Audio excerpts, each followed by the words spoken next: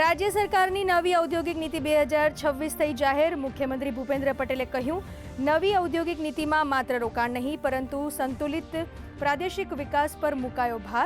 જીઆઈપીથી પર્યાવરણ અને કામદારોના કલ્યાણ, સ્ટાર્ટઅપ સહાય તથા સેમિકન્ડક્ટરને મળશે વેગ.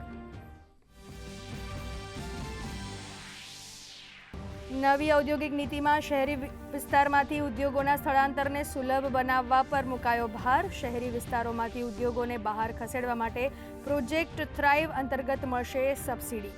શહેરમાંથી બહાર ખસેડવામાં આવતા ઉદ્યોગો ગણાશે નવા એકમ. મળશે એફસીઆઈના તમામ લાભો. નીટ પેપર લીક કેસમાં અમદાવાદ સાયબર ક્રાઇમને મોટી સફળતા મળી. વધુ 3 આરોપીઓની ધરપકડ. આરોપીઓ ટેલિગ્રામ ચેનલ મારફતે રીનીટ પેપરની લાલચ આપી પડાવતા હતા નાણાં. 1.50 કરોડના ટ્રાન્ઝેક્શન મળ્યા. આરોપી પૈકી 2 રાજસ્થાનના અને 1 બિહારનો.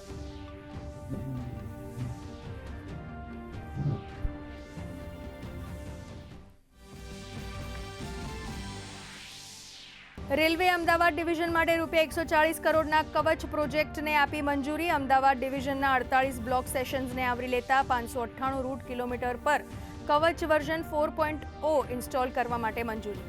સ્વદેશી ટ્રેન સુરક્ષા પ્રણાલીના વ્યાપક વિસ્તરણનો માર્ગ થશે મોકળો.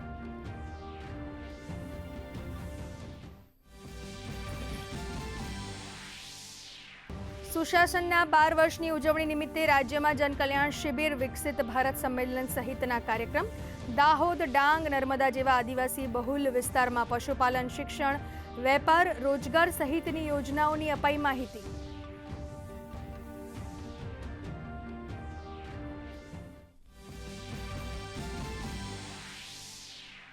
પ્રધાનમંત્રી નરેન્દ્ર મોદી સ્લોવાકિયામાં ગાર્ડ ઓફ ઓનરથી સન્માનિત. બંને દેશ વચ્ચે લેબર માઇગ્રેશન, સંરક્ષણ, આઈટી અને ઉચ્ચ શિક્ષણ સહિત ડિજિટલ ટેકનોલોજીને લગતા એમઓયુનું આદાન પ્રદાન. સ્લોવાકિયાના પીએમે ભારતના યુએનએસસીના સ્થાયી સભ્યપદ પર મૂક્યો ભાર તેમજ પીએમની વિવિધ ઉપલબ્ધિઓને ગણાવી શાનદાર. અમેરિકા ઈરાન વચ્ચે યુદ્ધ સમાપ્ત કરવા અંગે શુક્રવારે સ્વિટ્ઝરલેન્ડમાં સમજૂતી પર થશે હસ્તાક્ષર. યુદ્ધ સમાપ્તિના એંધાણથી થનગની ઉઠ્યું શેર બજાર. સેન્સેક્સ 700 પોઈન્ટના ચડીને થયો બંધ. ચાંદીમાં ₹7,000નો વધારો. ડોલરની સરખામણીએ ₹76 મજબૂત તો ક્રૂડના ભાવ ગગડીને પ્રતિ બેરલ $80. આજે સોમવતી અમાસના સુભગ સંયોગ સાથે પવિત્ર પુરુષોત્તમ માસની પૂર્ણાહુતિ. દ્વારકામાં મોટી સંખ્યામાં ઉમટ્યા શ્રદ્ધાળુઓ. પવિત્ર ગોમતી ઘાટ ખાતે લગાવી અમાસ સ્નાન માટે આસ્થાની ડૂબકી.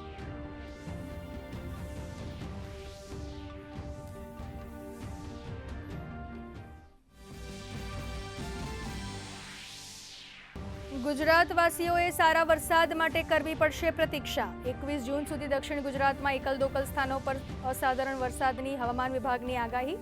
અમદાવાદ તથા ભાવનગર 40.4 ડિગ્રી સાથે સૌથી ગરમ શહેર.